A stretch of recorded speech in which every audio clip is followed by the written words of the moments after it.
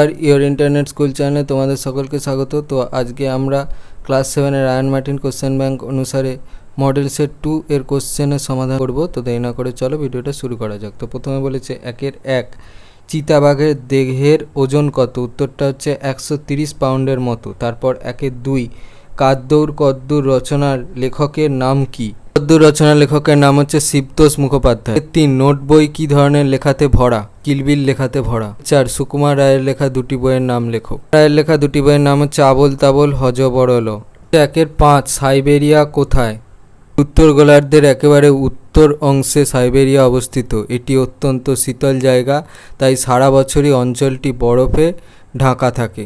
6 দিগ্বিজয় কে ছিলেন? বিজয় ছিলেন বৃষ্টিবিজ্ঞানী পুরন্দরের নিরুদ্দেশ হয়ে যাওয়া ভাই। তিনি 30 বছর আগেই নিরুদ্দেশ হয়ে গিয়েছিলেন। পর 7 আমাদের জাতীয় সঙ্গীতের নাম লেখো। উত্তরটা হচ্ছে জনগণমন। তারপর 8 দুজন স্মরণীয় মানুষের নাম লেখো। উত্তরটা হচ্ছে রবীন্দ্রনাথ ঠাকুর, স্বামী বিবেকানন্দ। তারপর 9 স্মৃতিচিহ্ন কবিতার লেখিকার নাম কি? কামিনী রায়। 10 বর্ষায় কে বিদ্রোহ করে? উত্তরটা হচ্ছে মজা নদী। তারপর 11 সকালের আগমন কিভাবে ঘোষিত হয়? উত্তরটা হচ্ছে পাখির গানে। তারপর 2 বলেছে কবিতা থেকে শব্দ চয়ন করে শূন্যস্থান পূরণ করো। ওরা ভেবেছিল ড্যাশ আপনার নাম মনোহর বিশাল ড্যাশ স্টক ড্যাশ রচি চিরদিনের ড্যাশ রেখে ড্যাশ। ওরা ভেবেছিল মনে মনোহর হর্ষরূপে বিশাল অক্ষরে স্টক প্রস্তরে রচি চিরদিন তরে রেখে যাবে হবে।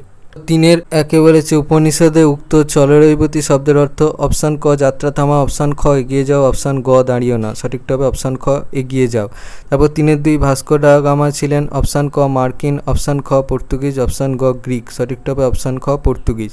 তারপর 3 পুরন্দর চৌধুরী? অপশান ক বিপ্লবী, অপশান খ বিজ্ঞানী, অপশান গ ঐতিহাসিক। সঠিকটা হচ্ছে অপশান খ বিজ্ঞানী। তারপর 4 সুকান্ত ভট্টাচার্যের লেখা বই? অপশান ক দিক বিদিক, অপশান খ পাগলা দাশু, অপশান গ ছাড়পত্র। সঠিকটা হচ্ছে অপশান গ ছাড়পত্র। তারপর 4 চিরদিনের কবিতায় বাংলার পল্লী প্রকৃতির যে বর্ণনা আছে তা নিজের ভাষায় সংক্ষেপে লেখো। চিরদিনের কবিতায় পল্লী বাংলার একটি গ্রামের বর্ষা ভেজা দিনের ছবি তুলে ধরেছেন কবি। সবুজ মাঠে ঘেরা শান্ত গ্রামটিতে চলার পথ বলতে মাঠের মাঝখানে আলপথই প্রধান। কাছেই জোড়াদিঘির পাড়ে রয়েছে তালগাছের সারি। বর্ষাকালে গোটা গ্রাম যেন সবুজ ঘাগরা পরে অতিথিকে স্বাগত জানানোর জন্য তৈরি। গ্রামের পাশ দিয়ে একটি নদী বয়ে চলেছে। নদীটি অন্য সময় বুজে থাকলেও এখন বর্ষার জলে ভরে উঠেছে। শাঁখের আওয়াজে এখানে সন্ধ্যা নামে আর সকাল ঘোষিত হয় পাখিদের গানে।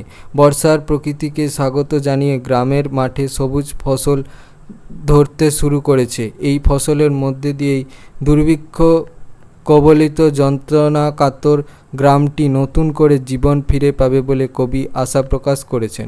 2 মানব হৃদয় ভূমি করি অধিকার। কারা কিভাবে মানব হৃদয় ভূমি অধিকার করে? হৃদয় ভূমি বলতে কবি মানুষের হৃদয়কে বুঝিয়েছেন। মহান মানুষেরা নিঃস্বার্থভাবে মানুষের উপকারের জন্য কাজ করে যান। এইভাবে কাজের মধ্য দিয়ে মহান মানুষেরা মানুষের মন বা মানব হৃদয় ভূমি চিরকালের জন্য অধিকার করে নেন। 3 তুমি যদি নোট বই কাছে রাখো তাতে কি ধরনের তথ্য লিখে রাখবে? কাছে রাখলে তাতে আমার না জানা এবং নতুন তথ্যগুলি লিখে রাখতে হবে।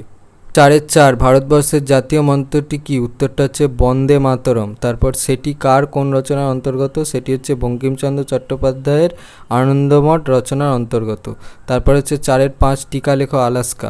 উত্তর পশ্চিম সীমান্তে অবস্থিত যুক্তরাষ্ট্রের বৃহত্তম প্রদেশ। এর উত্তরে সুমেরু মহাসাগর, পূর্বে কানাডা এবং দক্ষিণ পশ্চিম দিক জুড়ে আছে প্রশান্ত মহাসাগর।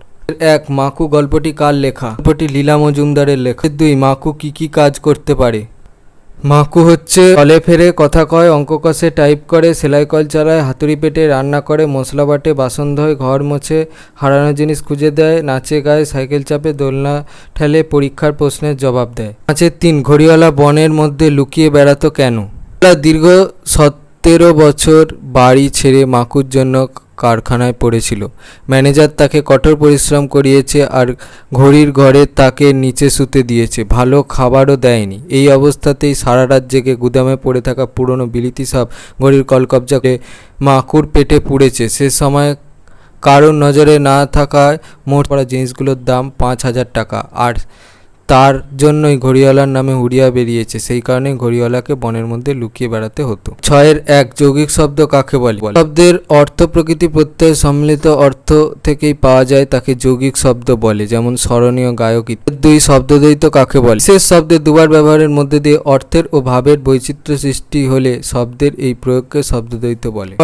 রচনা লেখক 7-1 বলেছে, তোমার জীবনের একটি স্মরণীয় অভিজ্ঞতা। মানুষের জীবনে চলার পথের প্রথম সঙ্গী হলো মা। মা ছাড়া জীবন অচল। মাকে অনুসন্ধান করেই প্রত্যেকটি মানুষ এগিয়ে চলে। মা ছাড়া জীবনে সম্পূর্ণতা প্রকাশ পায় না। মাকে নিয়েই আমার জীবনে একটি ঘটনা স্মরণীয় হয়ে আছে। স্মরণীয় বলতে বোঝায় যে কোনো জিনিসকে মনে রাখা। প্রত্যেক মানুষের জীবনেই কিছু না কিছু ঘটে যা সারা জীবন স্মরণীয় হয়ে থাকবার মতো। এক কথায় যে কোনো সুখ স্মৃতি আমাদের কাছে স্মরণীয় ঘটনা। আমাদের জীবনে মা ও ভাই সব। ছোট থেকেই আমাদের এতটা আদর যত্নে তারা বড় করে তুলেছে, তা বলবার মতো ভাষা নেই আমার কাছে। তখন আমি পড়ি ক্লাস 3 কিংবা 4-এ। সেই সময়ে আমি খুব দুষ্টু ছিলাম। এমন কিছু করেছিলাম যার জন্য আমাকে সেই প্রথমবার মা আমার গায়ে হাত তুলেছিল। আমি রাগে না খেয়ে বাড়িতে না থেকে পাশের বাড়ি চলে গিয়েছিলাম। ছোট থেকে একটু একটু করে যখন বড় হলাম, আমার জ্ঞান বুদ্ধিও বাড়তে থাকলো। শুধু এতটুকু মনে হয় যে এই 12 বছরের জীবনে আমি কখনো মায়ের হাতে মার খাইনি, শুধু ওই একটি বার ছাড়া।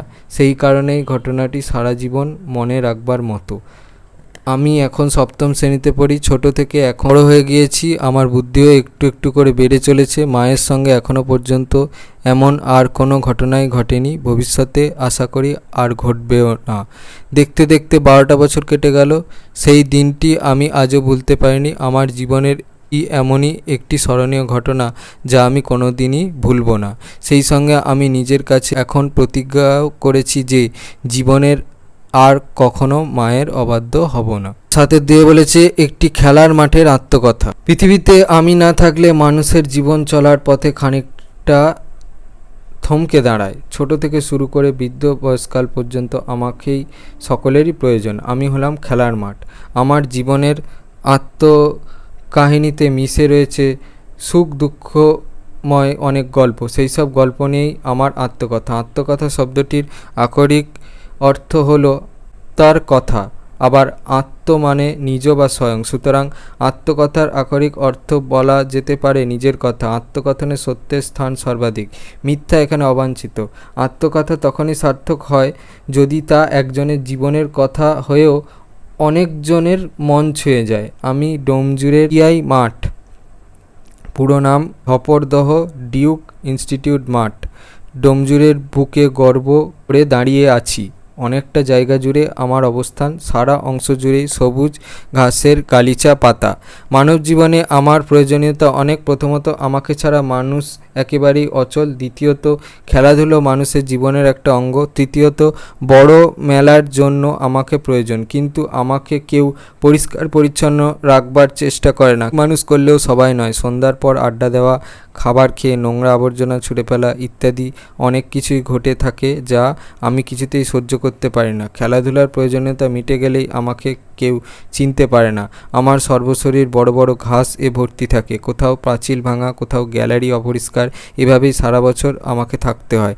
আমি সারা জীবনের জন্য মানুষের পাশেই থাকতে চাই, তারাও যেন সেইভাবেই আমাকে সাহায্য করে। প্রত্যেককে সমান চোখে দেখতে চাই। খেলাধুলো শরীর গড়ে, গড়ে জীবন। সুতরাং সকলের সঙ্গে আমি মিশে থেকে আনন্দে আমার জীবন কাটাতে চাই। ভিডিওটা ভালো লেগে থাকে তাহলে ভিডিওটাকে অবশ্যই লাইক করে দিও এবং আমাদের চ্যানেলটাকে অবশ্যই সাবস্ক্রাইব করে দিও। এই ধরনের ভিডিও নোটিফিকেশান জলদি পেতে হলে আমাদের চ্যানেলটাকে সাবস্ক্রাইব পাশাপাশি পাশে থাকা বেল আইকনে গিয়ে অবশ্যই ক্লিক করে দাও, যাতে করে ভিডিও আপলোড হওয়ার সাথে সাথে তোমরা তার নোটিফিকেশান পেয়ে যাও। আর দেখবে ভিডিও ডিসক্রিপশানে আমাদের টেলিগ্রাম এবং হোয়াটসঅ্যাপ গ্রুপের লিঙ্ক দেওয়া আছে, সেখানে তোমরা জলদি জয়েন হয়ে যাও এই সমস্ত কোশ্চেন অ্যান্সার সলভেশনের পিডিএফ এবং অন্যান্য সাজেশনের পিডিএফগুলো কালেকশন করার জন্য। আজকের মতো ভিডিওটা এই পর্যন্তই। দেখা হচ্ছে পরবর্তী ভিডিওতে।